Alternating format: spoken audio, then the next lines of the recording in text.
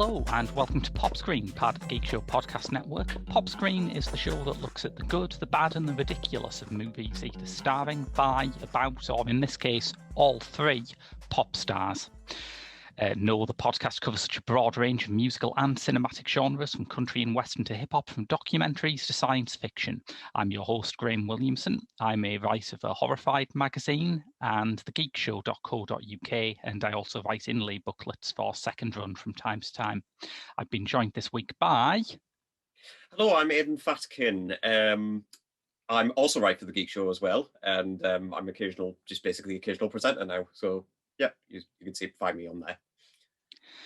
Today, we're looking at the work of a band whose first single was described by the British music show Jukebox Jury as the worst record ever made. And without wanting to contradict Jukebox Jury, whose decisions were, as the name suggests, legally binding in a court of law, quite a lot of people have come to a different conclusion about Frank Zappa and the Mothers of Invention. But also quite a lot of people haven't. He remains probably the most divisive figure in the classic rock canon, which is why I, a conscientious objector in the Zappa wars, have been joined by confirmed Mothers lover Aidan for this review of... I thought I'd get away with it. Mother's lover. Thank you. For this review of 200 Motels, a film which frankly lacks the straight-ahead common sense we all expect from a man who named one of his sons Moon Unit. Daughter Moon Unit. Or was it sorry, how about I missed the unmistakably gendered name of Moon Unit? It still gets me at why he named his children that. I mean, I think it's Moon Unit, Dweezil, the relatively tame Ahmed or something, Ahmet, and I've forgotten who the other. I think it's Diva or something. Yeah,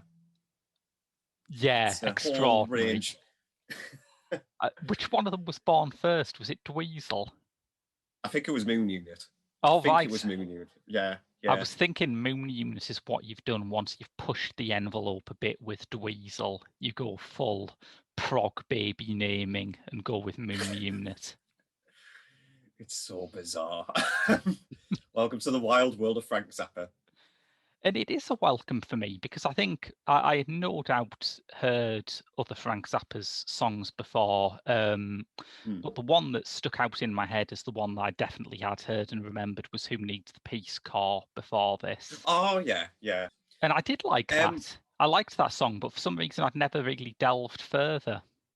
Well, I'm probably the more experienced Frank Zappa because I don't want to brag about it or anything, but I have a kind of extensive knowledge of Zappa's music.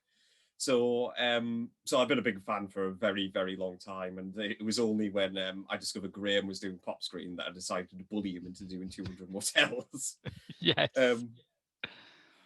So that's how it pretty much got started. I felt that we're going to need to do 200 Motels because I did this during the Eclectica musical special.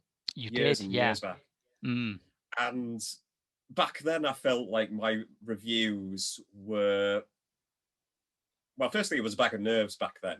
If I remember correctly, I was very nervous when it came to presenting myself with public speaking and whatnot. And it wasn't until like a couple of years after that where I started to get more comfortable with it. And 200 Motels was always one of those films that I wanted to revisit and talk fully because honestly, I think it's one of these films that deserves an analysis, a proper one.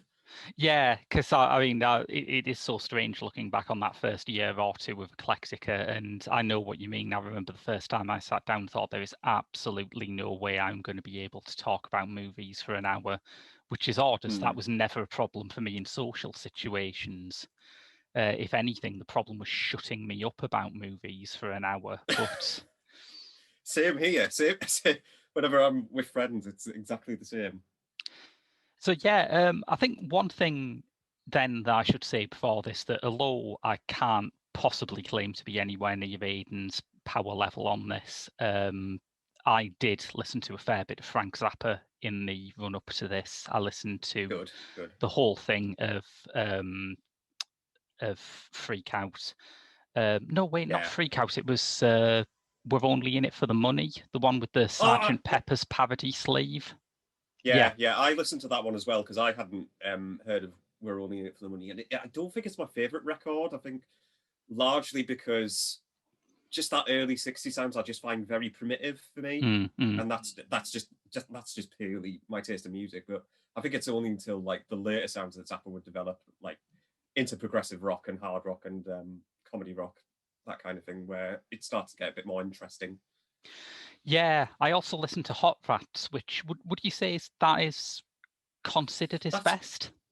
one of, yeah, because that, if you ask me what album, you're a Frank Zappa fan, and which album would you recommend to get me started into his music? I would always go with Hot Rats because it's easily one of his more accessible records. It doesn't really have a lot of experimentation to it. I mean, it does, but it encompasses so many like musical identities, and it's so bright, vibrant, and colourful. So because and a lot of his well-known songs are, a few of them are on there, like Peaches and Regalia and Peaches and Regalia is great. I love that song.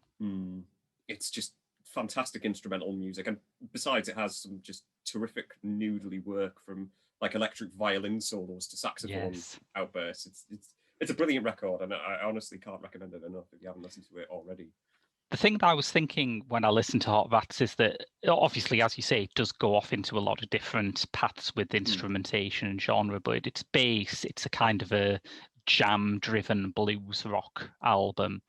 And I would never have cited that as something I enjoyed, but Hot Rats made me think that maybe the problem is not that the genre is bad, it's that the genre is unbelievably hard to do well, which on the plus side means it's not the genre's fault, but on the downside means most of what is produced will fall short of this standard. Yeah, and I think because with me, I'm not a progressive rock lover. Me neither, I think part of the problem that I have with the genre is that, firstly, I find it very pretentious. Most of the time, it's why I don't like bands like Yes or King Crimson or anyone like that, because I just can't really enjoy like obscure lyrics surrounding sci-fi. Yeah. But with Zappa, yes, he has elements of progressive rock, but obviously his lyrics go into much deeper, weirder territory that honestly you can't really fit into that other camp of progressive rock. I don't think that does him a service at all, really. Yeah, and you mentioned that he was seen as a pioneer of comedy in rock, and that is obviously, part of his main legacy. There is a bit in 200 Motels, without getting too far ahead of yourself, when an actor playing Jeff Simmons, who was he the bassist in The Mothers of Invention? I think he was briefly. They've had a few bass players, but I think he only played with them for a couple of months or something like that. I don't quite know him that too well. Yeah, he left just before this film was made, so there's kind of a satirical cartoon in the middle about Jeff realizing that he's far too cool and heavy to play comedy music. Which is a nice petty way of getting back at an ex-band mate, I guess. Do you think, though, although it has it does set him apart from, as you say, the kind of pomposity of prog rock, which I totally agree with you about, it puts me off as well. But do you think the comedy tag has kind of put people off Zappa, has kind of been a bit of a burden in some ways? That's a good question. I would say yes in areas, because when you listen to a record like Cheeky Booty, for example, which came out, I think, 79 or something like that, because a lot of the lyrics on that record, and I think that was the first one I listened to, and that is also a great album, but a lot of the lyrics on there are just incredibly cheap and smutty. Yeah. So it is it's a record that it just attacks everyone and everything through like either humor or like some legit criticisms. I mean, just read the lyrics to a song called Bobby Brown Goes Down or Jewish Princess and you'll get what I mean. It is it's disgusting, yes, but it's also kind of enlightening. I mean, that was one of the things that is great about We're Only in It for the Money, in that it used humor and at the time, rock was massively sort of vanishing up its own arse in a lot of ways. The humour must have made it seem almost immature to some people at the time, but the humour in "We're Only in It for the Money" now stands as being a really prescient, really insightful attack on the naivety of the hippie generation now. Yeah, because I remember there's a song on there called Mother People, where, and originally this was censored in, I think "We're Only in It for the Money," but there was an uncensored version on a compilation that was released a couple of years back. But in the song Mother People, there's, I think the lyric, "Better look around before you say they don't care. Shut your fucking mouth about the length of my hair. How would you survive if you're alive, shitty little person?" And that's kind of how Zappa was so far ahead, because he would incorporate elements of, yes, provocacy really into his subject. And I think that's how I can personally find myself attached to it, because it's just so thought provoking. I think it's when you look back at Zappa's career and you start to read up on it, and you read a lot of the battles that he had with censors over some of this stuff, it's really easy to sympathize with him. Like, even if you do think that his lyrics are kind of smutty and childish from time to time, you look at something like "We're Only in It for the Money" had one song. Which one was it? Let's make the water turn black, because there's a reference. Oh, yeah. There's a reference to a waitress coming over with a pad, and the record company thought, "Oh, that must be a reference to sanitary towels." And it's like, no, she's got a notepad. She's got a notepad like waitresses do to take your order. It's like, how filthy must your mind be to go straight there? That person's probably just overthinking it, like, very, very much. So by 71, he'd fought a lot of these battles. He had, I think it's fair to say, been proved right at this point that the hippie thing was just an image. So he'd got a bit of kudos from that. And he decides to cash in his checks by making 200 Motels, which is an interesting decision, is it not? And the funny thing is that I've seen people on, I think, Letterboxd describe 200 Motels as, "Oh, blimey, he must have been in a lot of drugs when he made this movie." But the thing is with Zappa is that he didn't do drugs. He was a heavy advocate against it, if anything. So, if anything, I guess Zappa is the drug in this occasion, but we'll really get onto it. Yeah, because one of my research sources was the writing of Mark Ellen, the former editor of the Word magazine and former NME staffer, who's one of Zappa's biggest advocates in Britain. And he mentioned sort of hearing stories about Zappa mixing Hot Rats in Los Angeles at the tail end of the 60s, where every single house near him is owned by some rock band or some movie star, and they're all like out tripping at 4 a.m. And Frank Zappa is just trying to get the sort of backwards tape effects on a 12-minute jam right at 4 in the morning. It's like, it's a sound that when you listen to it, particularly on Hot Rats, it sounds really sort of loose and stonery and improv-y, but it was built up from real clear-headed precision. Yeah, I mean, I think there's a few moments like that on an album called Weasels Ripped My Flesh, which, firstly, terrific album title. Secondly, it's just so brilliant. I love that album title. The second thing is that there's so many segments on that album where he's just experimenting with tape recording and just editing. And he was a big, he pretty much loved editing through and through, really. And you really get that sense of it, because you get some clean cuts on that record, but then then it just skips into like something that's completely avant-garde that you can't really classify it as music. It's just it's basically what like Lou Reed was doing when he made Metal Machine music. It's just something completely whacked out your mind.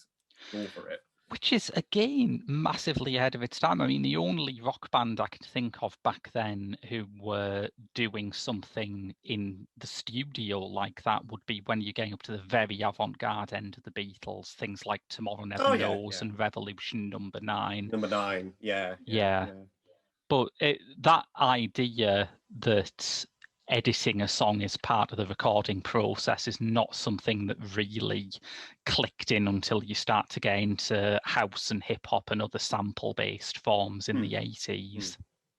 Yeah, totally.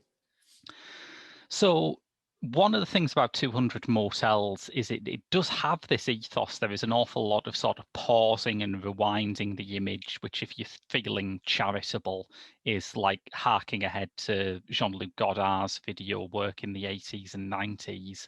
If you're not feeling charitable, it might be because this thing was shot on like VHS and transferred to 35mm in an act of almost Tommy Wiseauian format futility. I kind of love that fact because it gives the impression that yes, this film was made on dirt cheap budget, but at the same time it just shows it shows its stripes for everyone to see, really. But no, I just kind of love that fact, the fact that everything's just so seizure inducing. Yeah, because you get all these bright colors just flashing in your face, and it looks like it's been edited by a chimpanzee at times. I just kind of love it for that moment, purely for my own gratuitous self-satisfaction, really. So I would have loved it if he'd have gone with the whole way with the joke and blown it up onto 70mm. I mean, come on, commit to the gag, Frank.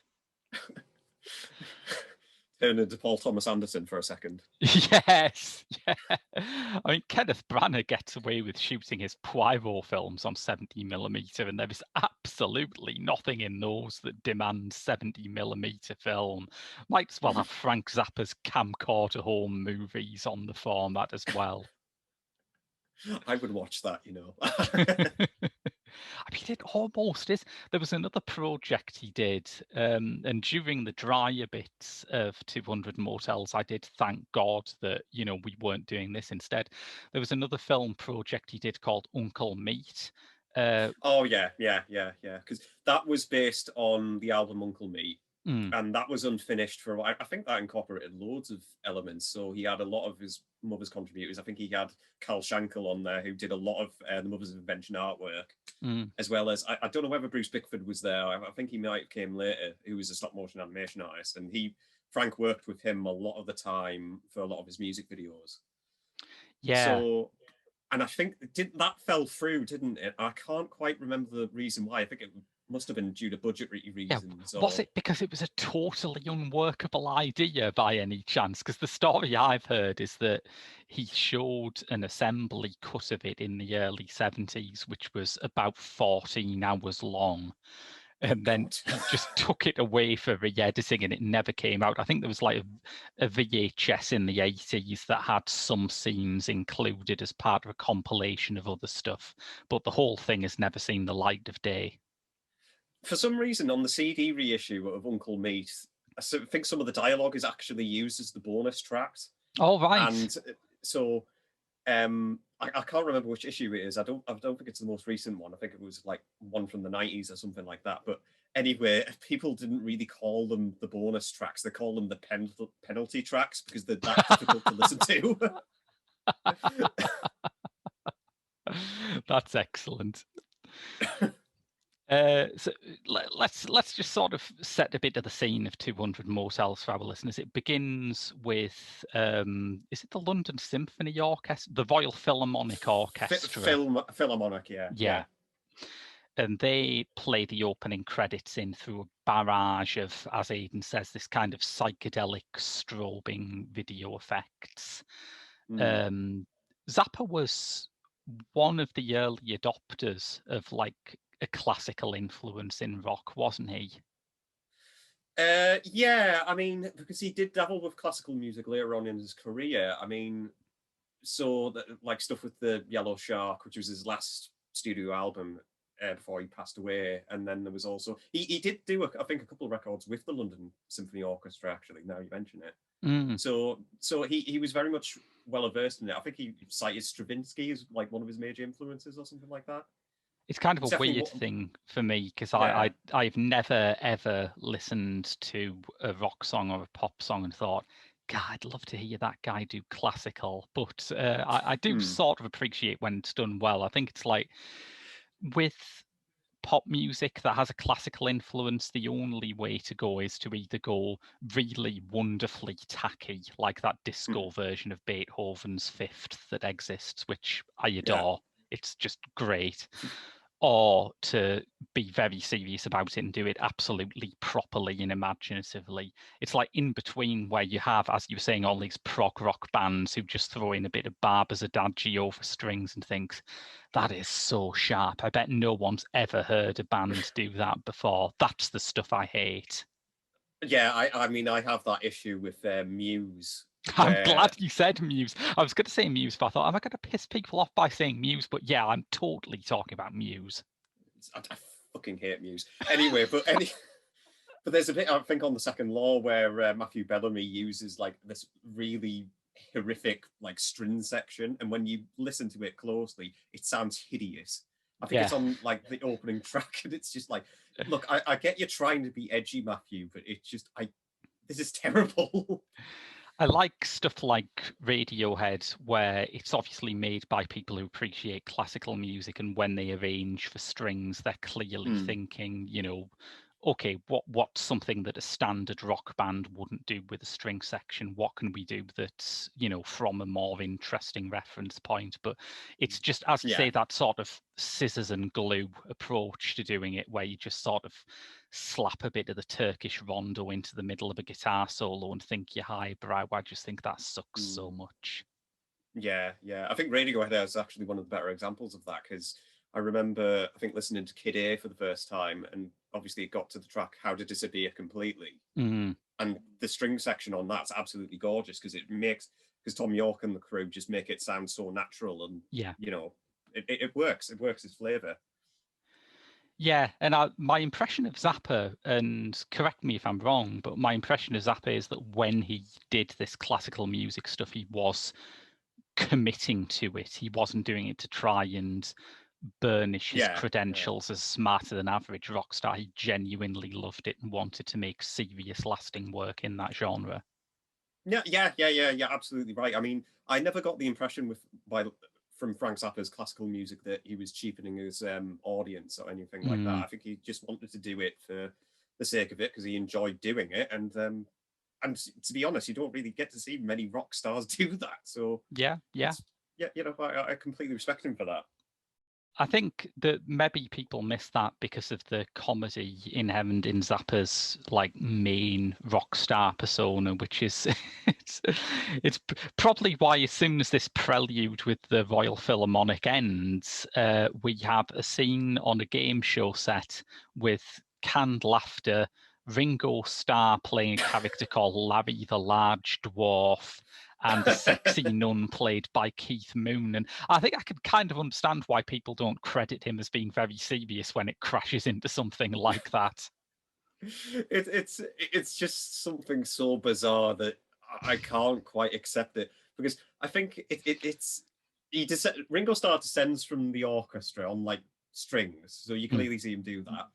Then you get Theodore Bickel in this, who is a prominent actor in a lot of things. I mean, he worked with John Huston a lot of the time, but he plays a character called Rance Mohammed, who's like this SS-like officer or something like that, kind of like a talk show host as well. And he goes up to him and just suspiciously mugs to the camera, just says, why is he suspiciously dressed up as Frank Zappa? You know, why? What's the deal, Larry, etc. And he was just like, well, he made me do it. But he wants me to fuck the nun in the corner, which is obviously Keith Moon. Yes. So it's just a matter of, okay, well, tonal whiplash for a moment, but whatever. Let us take a moment to appreciate, listeners, that when I started this podcast, my first thought was it's going to be so easy to just do back-to-back Bowie films. And I would love to do back-to-back Bowie films. I'm a huge Bowie fan, but I wanted some variety. I didn't want any rock star to appear in more than one film per year, other than as maybe the odd Patreon exclusive. Yeah. This somehow is the fourth goddamn film we've done with Ringo Starr in. Ringo Starr was not the guy I thought we'd have to avoid. I mean, because what else did you do? It was That'll Be the Day with Mark Cunliffe. Yeah. We did A Hard Day's Night with Joe Miller. And he also has a cameo in Popstar Never Stop, Never Stopping, which we did. Oh God, was he in that? Yeah, he's in that. I didn't know that. You can't keep Ringo Starr down. Ringo Starr will turn up in any film. It's the drummer from the Beatles. It's just maddening because he's like the one member of the Beatles where you just think, well, he's the one that gets like the shitty end of the stick half the time. But then eventually, why is he on everything? And it's funny because when as listeners who've heard the Hard Day's Night podcast will know, when I saw Hard Day's Night, my sort of instant reaction was Ringo's the best actor in the group. He's actually really good. But when I said that, listeners, I didn't send it up as a signal to the universe to make every single film I review a Ringo Starr vehicle. Ringo Starr is, it must be said, very funny in this again. He does a sort of mock PSA towards the end about a government programme to resettle itinerant musicians, which the government has called the final solution to the orchestra problem. Which God knows what that was piggybacking off back in the early 70s. But now it kept reminding me of those. Do you remember those Fatima's next job could be in cyber adverts? Oh, yeah. he gave me a very big laugh where we get to see Mark Volman and I think it's Howard Kalin, who are known as Flo and Eddie. If you don't know, Mark Volman is the guy with the long frizzy hair and glasses, and I think Howard Kalin's the one that has the brown black beard and longer hair. So and they're quite prominent in 200 Motels anyway. But anyway, Mark Volman says something along the lines of obviously trying to get women laid at a party or something like that. And obviously in this, like, if a man comes up to you at a party and asks something very sexual and vulgar, you turn around, you look that son of a bitch in the eye, and you've got to tell him these words. And then it just abruptly cuts to Ringo Starr say, I stuffed 3 pairs of socks and a bar of beauty soap down in front of my pants. in this such a weird Liverpudlian accent. And I at that moment sailed past my head when I first watched 200 Motels, but after I watched it on the second time, I picked up on it and just immediately burst out laughing. Flo and Eddie are really strange, not just in this film, but as a kind of part of recording history, because they started off as part of the Turtles, a band who, it was a 60s pop band who had some nice songs, but I would classify as very twee. I think they were very much at the kind of music hall, psychedelia kind of end of things, the cutesy stuff. And then... the best known for Happy Together. The song that's it's a very famous 60s song that's been used in all sorts of pop culture, like I think from The Simpsons to Wonka Wai. Of course. It's that prominent of a tune, really. Yeah. It's used very well at the end of Adaptation by Spike Jonze, I remember. Yeah. So they do that kind of music for a bit, and then they splinter off and they become kind of session singers, although they're kind of in the orbit of the Mothers of Invention so much that you feel bad calling them session singers. It's very strange because Flo and Eddie are lead characters in this, essentially. Yeah. They're everywhere. Honestly, I think you can count the amount of scenes that they appear in, and no joke, I feel like they appear 15 times. Like Zappa's like behind them, directing them, just immediately saying, "Well, how much more Flo and Eddie can you get? Really, you can't get away from them." But I've got to admit, the main problem I have with the movie is that I do not think Flo and Eddie, or any of the mothers really, are good enough comic actors to be the focus of this kind of a movie. I think there is enough here to make me think that if Zappa had committed to doing something like, say, David Byrne's True Stories, where it's all sort of a stream of consciousness stuff from his imagination with no real plot, but it has proper actors who can really do this, it could have been really good. But the fact that it's like his bandmates acting it does give it that kind of in-jokey feel, which is unfortunate, I think. I think no, I completely understand it. I mean, and especially something like this where a lot of it is nonsensical, comical vignettes. Sometimes that does get to a point where it does get on the irritating side. Like I said, Flo and Eddie especially. I mean, I have nothing against them. I'm sure they're lovely people, as is. But they are just, they never shut up. yeah. Yes. Yeah. The part of the comedy stuff that I think works best, and this I think is interesting considering the criticisms that we've acknowledged that some people have towards Frank Zappa's music in general. But the stuff with the groupies, while a Frank Zappa directed film will probably never pass the Bechdel test, that's something that I accept. But there is a kind of earthy honesty in the way that the groupies talk about men and are allowed to be critical of men, which I think makes it feel more egalitarian than just the Mothers of Invention singing about groupies, which the records can be kind of like that. Yeah, I mean, it's funny you bring up the groupies because, you know, it's just a matter of, I've forgotten the point I was going to say. I think there's just an idea with Zappa's comedy music that's just really accepted, really. It just helps to clarify on that, yeah. Yeah, and like I say, I think it does help that you've got like a place where women can look at the band and go, that one's too fat, that one looks old, that one looks weird. Yeah, and it's not like a one-way street, really. Yeah. That one I have a crush. I have a crush on the English drummer. Yeah. It's stuff like that. Yeah.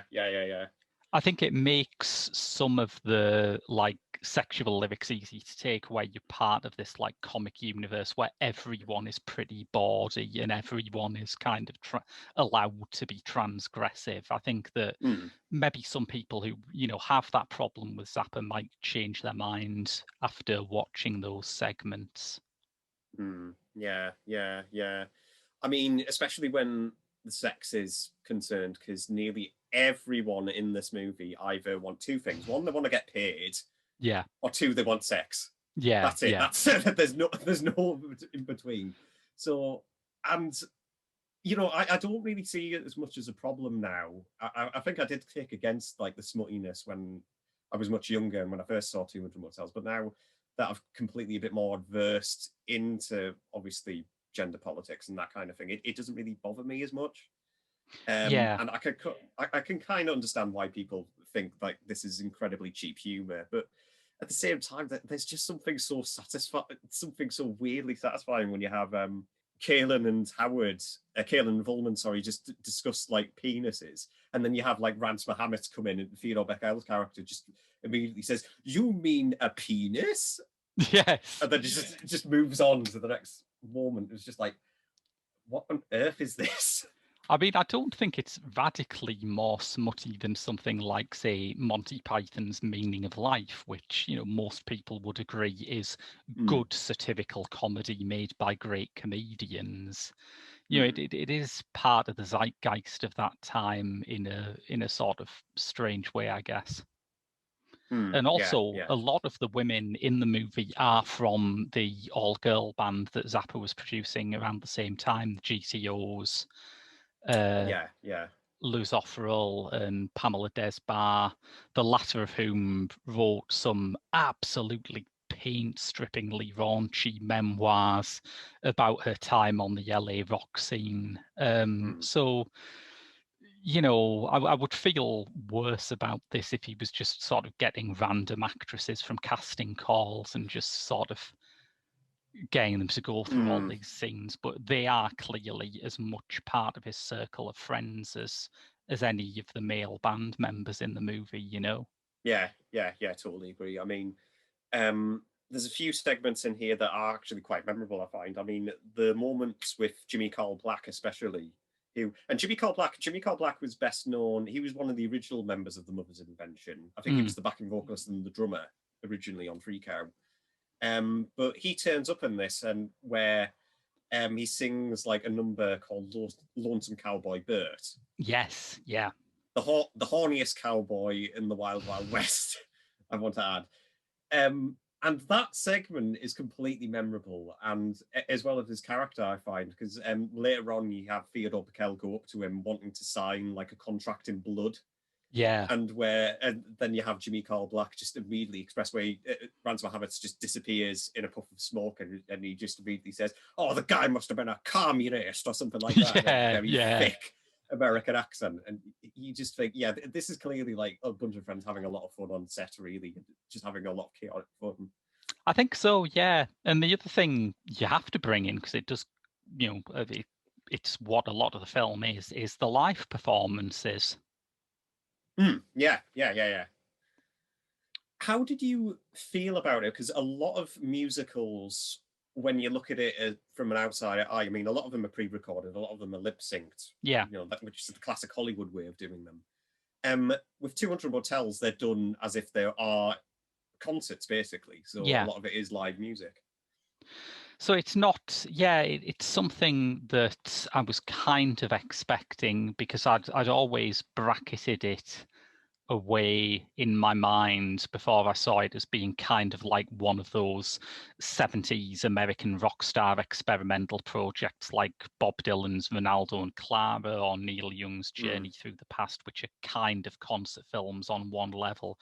And the difference between, someone like Neil Young, who I am increasingly into, the difference here is that Same, yeah.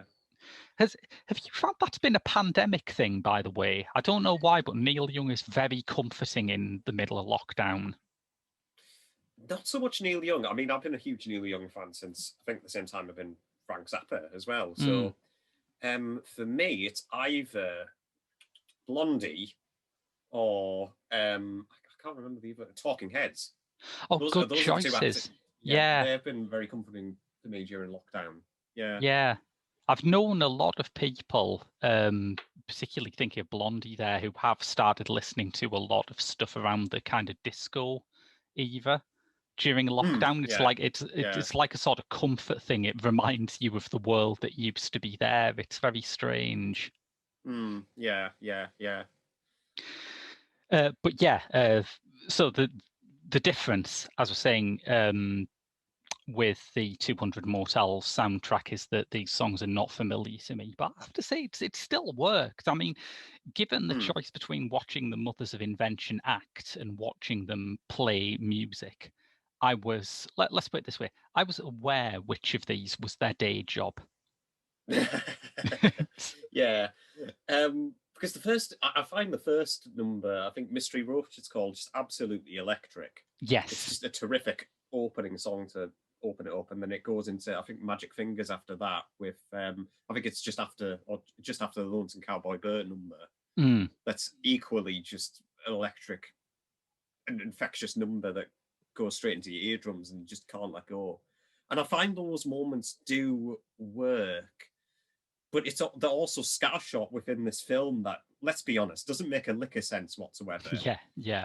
It is just incredibly dated and just an oddity in general. So it's worth it for those couple of moments. But if you're not into like Frank Zappa just like throwing everything at the wall and seeing what sticks, then you're not going to like it. Simple as. I think, one of the things during the film's later stages is that it tries to integrate the music more as a kind of conventional movie score. And while I see why he thought that was a good idea, I did miss the idea of having skits punctuated by these electric sets. I think that, there's always a problem with non-narrative films, and some of them manage to get past it, but most don't, is that by the hour mark in a film, you're just naturally expecting things to start coming together. And the natural way to do that is to bring plot strands together. But if you don't have a plot, you can't do that. So an hour into a non-narrative film is usually where I start thinking, all right, but what's this for? Where is this going? And I don't think 200 Motels escaped that for me. Yeah, it's a very discernible problem because there is moments where in like say a Louis Buñuel film that you could equally call as like less plot driven, or David Lynch for example. But I think the difference is with them is that they're just so they make the atmosphere so like delicate and Yes, try and make yeah. it their own. Exactly. So they just make it work through the atmosphere. And 200 Motels, it's not to say 200 Motels doesn't have atmosphere, but when you have creaky sets where you can clearly tell that it's filmed on a soundstage as well, where you can see the open rafters and everything like that, it does lessen the quality of it. Yeah, and I also think that part of what you have to acknowledge here is that Zappa's skill as a musician and an arranger and a songwriter and I mean a tape editor, any aspect of musical and songwriting production you care to mention, his talent here is extraordinary, but he does not have the same grasp of filmmaking grammar. Someone like Lynch or Yeah. Buñuel, as you say, can create a film where by the last third you have no idea what's going on, but you can sense that something is building and gaining a Yeah. kind of tension. But he doesn't have that. There are experiments in 200 Motels that work very well, but they are just experiments. They're the result of someone playing around. There's not really a structure or organizing principle behind the actual filmmaking. Because I think the main idea that Frank got from it is that the simple message behind 200 Motels is that touring makes it crazy. Which is the title of one of the songs. Yeah. That's all it is. And then you just really think, well, okay, but what's the idea, Frank? Yeah. I think that's the question you've got to ask yourself when watching this, because it is a bit of a major problem that the film has.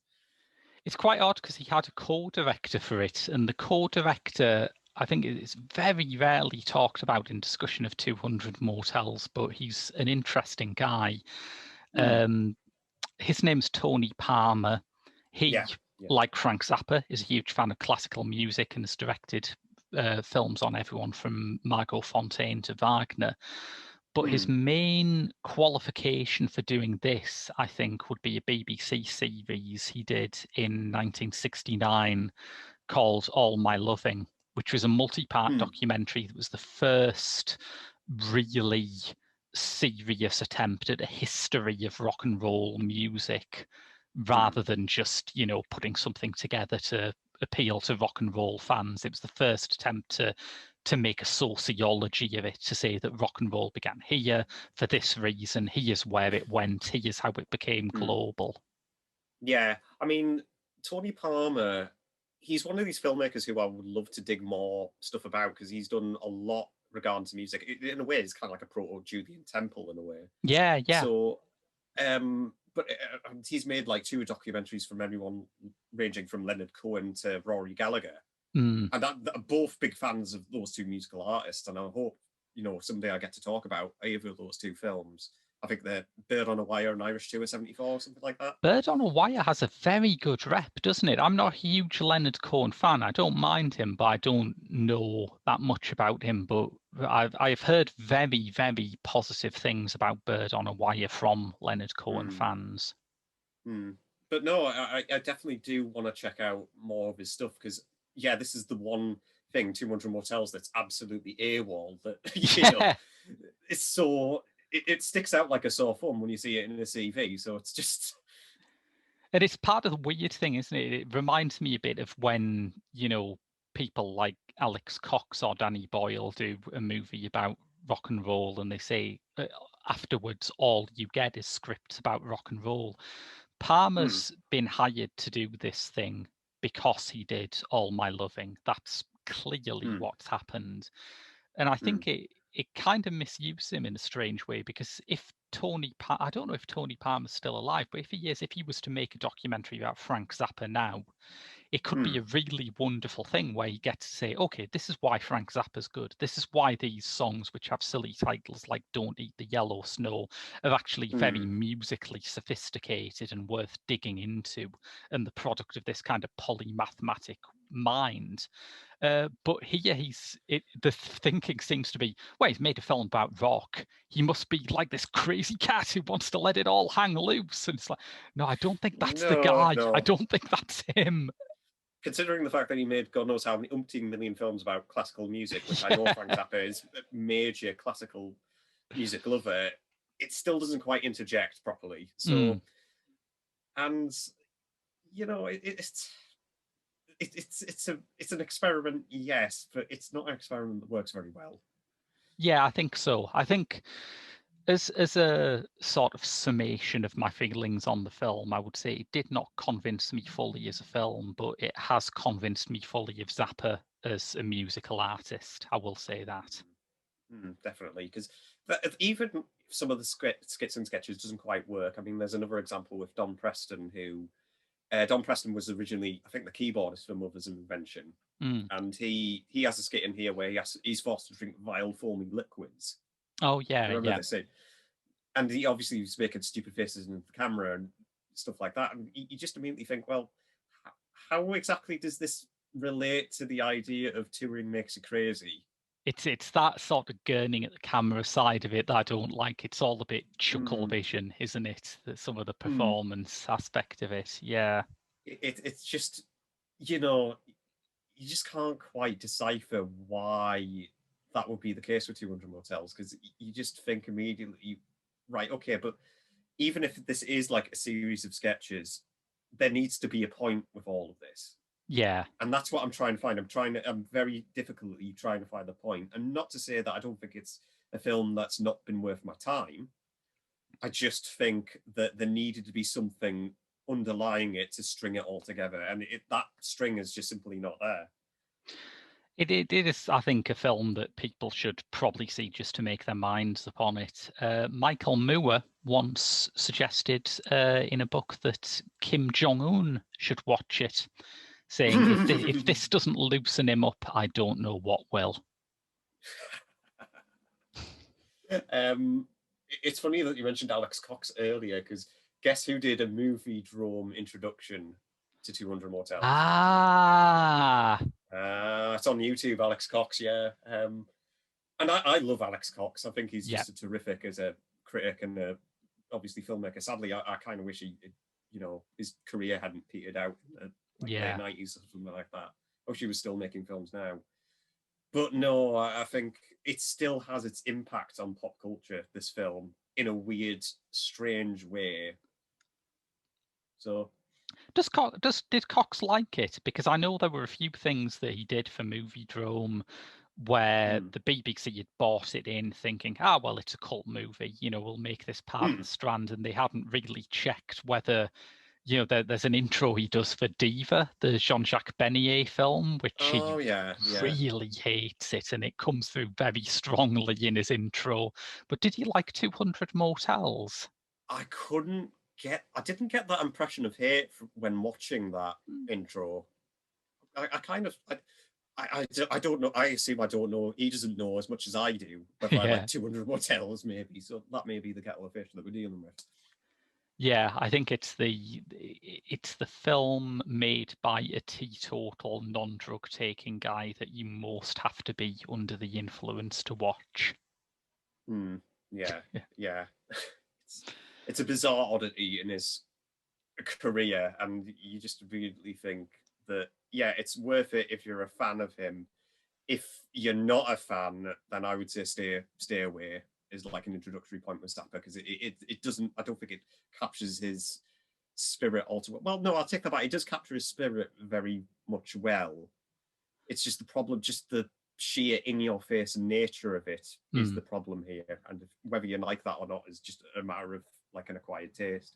But let's say, Aidan, let's say you're a moron. Let's say you're the kind of idiot who does a podcast based on pop star movies, agrees to do an episode on Frank Zappa, having only heard a couple of his songs, watches 200 Motels and listens to a couple of the albums that everyone talks about to get up to speed afterwards. Where would you suggest I went in Zappa's discography after this? Oh goodness, I would definitely say the instrumental stuff. So stuff like Waka Jawaka and the Grand Wazoo. Okay. Because they are the albums that, honestly, if you're not too much of a bigger fan of like the comedy aspect of Zappa's work, where you want to see him more as like a self-serious musician, those are the ones that I would point out in particular. I mean, if you want to get more into the comedy work, I would say Shake Your Booty is a good one. Jules Garage is another one that I actually quite like, even though that is a rock opera. Yeah. And that's the other thing with 200 Motels, where with films that you can, with music especially, you can kind of accept the fact that albums can get away with doing skits and sketches, because most albums are like 45 minutes long, or they run much shorter, is what I'm saying. Yeah. But then with 200 Motels, you have a film that's like just under like 2 hours, or say something like that, like 1 hour and 40 minutes, where you're going to be sat there for a good chunk of the time being weirded out your mind, where you'll just feel incredibly alienated. And I think that's where Zappa's music does work best through his albums, because they don't go on for that, like an insanely long amount of time. It just helps much better to digest it properly. I think in many ways, wasn't the ridiculously low ceiling on how much music a vinyl disc could store, wasn't that really the best thing that happened to a lot of music artists? As soon as you got to CDs with their 70-minute ceiling, suddenly you got a lot of flab going on records. Yeah, I mean, I get that a lot. I mean, like double albums, especially when you do a double CD album, I find incredibly bad. Unless you're Swans, you can get away with that, because Swans can have this ability to make everything just incredibly like detailed, intricate, and it's like basically like long form, like District Monk chantering, basically, with Swans, because with post rock. Outside of them, you're looking at stuff like, say, the Red Hot Chili Peppers Stadium Arcadium, which is another double album, and there's a lot of filler on there that I just don't think's worth the time. Yeah, I think the only person who I think routinely gets away with making double album length records for me is Janelle Monáe. Everyone else, I think you could probably do with a bit of a trim.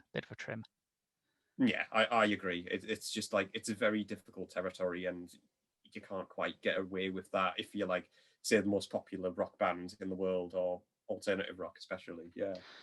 Oh yeah, I suppose that's the other thing. I mean, once you get to a certain level, who's going to tell you your songs suck? Now shush, Graham. You don't want to upset any like Foo Fighters fan or Red Hot Chili Peppers fans. There are some bands where I'm very glad that they have a small cinematic footprint, as it means, we can mention them in passing. But yeah, the fact that, oh God, I did see that documentary Dave Grohl made actually about that music studio. Jesus Christ, that thing. Sound City. I think I got, and I don't mind the Foo Fighters, to be honest. I have seen them live, but I did watch Sonic Highways, the documentaries that he did, where every city influences like his music or something like that. Yeah. And he says it's like quite inspirational and everything like that. And I'm just sat there thinking, well, it still sounds very uninspired, doesn't it, Dave? It doesn't quite have the punch, Sound City's just like my nightmare of being stuck at a party for 2 solid hours with those kind of middle-aged music guys who play you a song on a CD and then play you a song sounding exactly the same on vinyl and go, I mean, it's like night and day, isn't it? It's 2 completely different experiences. It's just that for 2 hours. Oh, good. It's the Danny Baker School of teaching. Yes. No, seriously, Danny Baker did I think a TV program where he's comparing vinyl, and he uses Frank Zappa's Hot Rats as an example of vinyl, where all he does is just complain about how terrible digital music and CDs are. And I'm just sat there thinking, can you just shut the fuck up?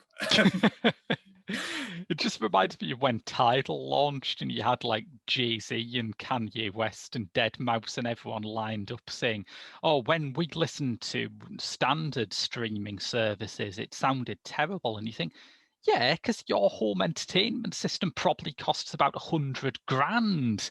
I'm listening to it on a laptop and there's absolutely no audible difference. No, I don't like people like that either. Music is just music. Just accept it. It's not that hard to think.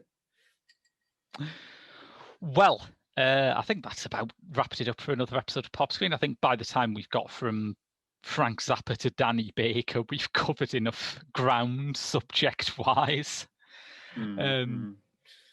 So yes, for now, I think that is all for another week. We will, of course, be back next week. But if you enjoyed this podcast, please give it a like, give it a share, maybe write a review on your podcast provider of choice. That really does help us out an awful lot. If you're subscribed to our Patreon, you can stand the chance to get a bonus episode of this show every single month, as well as loads of other fun stuff like Doctor Who reviews, Director's Lottery, and more. But until next week with more Pop Screen, I've been Graham. And I've been Aidan. You can find me on Letterboxd under the name Aidan F. And we'll see you next week.